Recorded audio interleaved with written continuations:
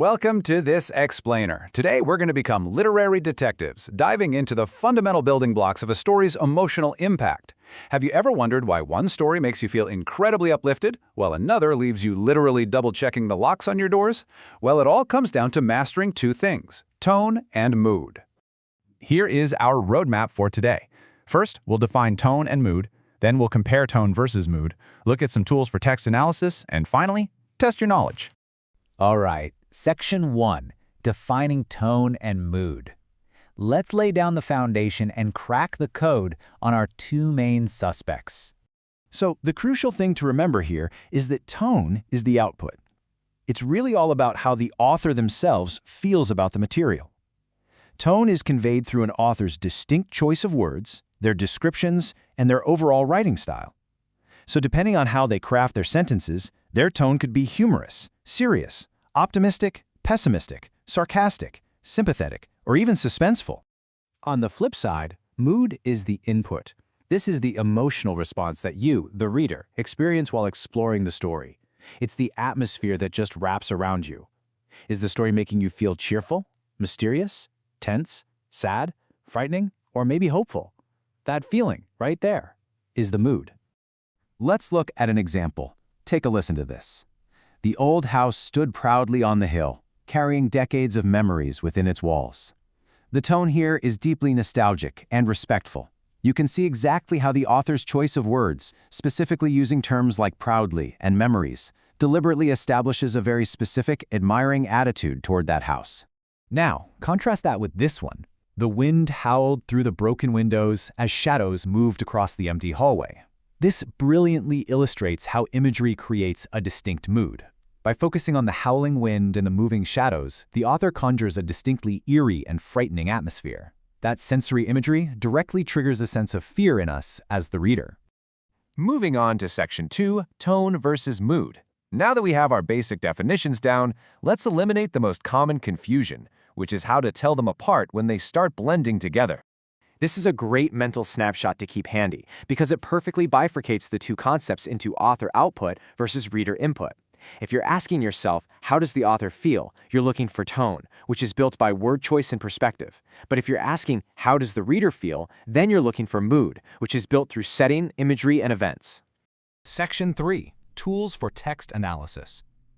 With those differences mapped out and clear in our minds, let's open up our detective toolkit and see how we actually find these clues in a real text.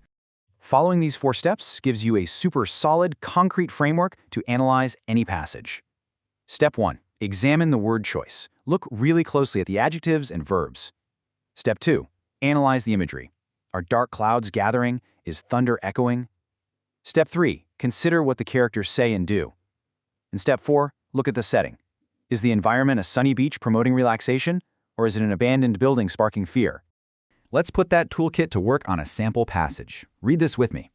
Rain poured endlessly as James walked alone through the deserted streets. The streetlights flickered weakly in the darkness. Okay, let's break that down. First, the tone analysis. The author is actively using words like endlessly, alone, deserted, and darkness. This creates a distinctly somber and melancholic attitude. Now for the mood analysis. Those exact descriptions make us feel lonely, gloomy, and uneasy, resulting in a sad and suspenseful mood. See how the author's somber tone directly shapes the gloomy mood that washes over you as you read it?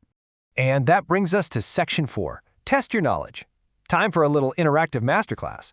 I'd love for you to pause the explainer and guess along as we put your new detective skills to the test. Let's see what you've learned.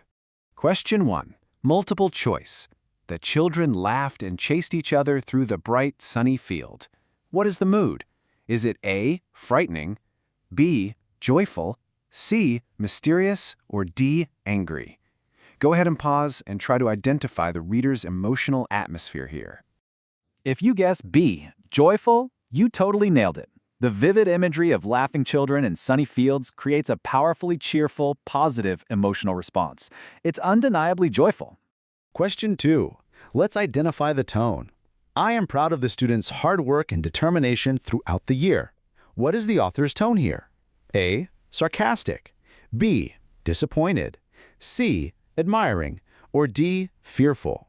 Keep our rule from earlier in mind. ask yourself, how does the author feel before locking in your answer? The correct answer is C, admiring. The explicit word choice of proud immediately reveals an admiring, appreciative attitude from the author. Question 3. This is a short response. The abandoned house creaked in the wind, and shadows stretched across the empty yard. What mood does this passage create? Prompt yourself to really think about the setting and the imagery clues provided in this very specific, dilapidated environment. Let's look at a sample answer. The passage creates a mysterious and eerie mood. Using words like abandoned, creaked, and shadows makes the setting seem frightening and unsettling. Just as our earlier comparison showed, the setting fundamentally shapes the reader's feeling of fear. All right, let's move on to question 4. Compare tone and mood. Although the storm destroyed many homes, the community worked together to rebuild. Try to identify both the tone and the mood. Take a moment. This is a challenging one because you have to separate the author's perspective on the disaster from the feeling it actually imparts on you. Here's a sample answer. The tone is hopeful and encouraging, while the mood is inspired and optimistic. The contrast here is just beautiful. The author's encouraging tone about a community deciding to rebuild directly fuels an inspired mood for the reader. They're different, but perfectly linked. And finally, question 5. In analysis, Maria stared at the trophy she had worked so hard to win.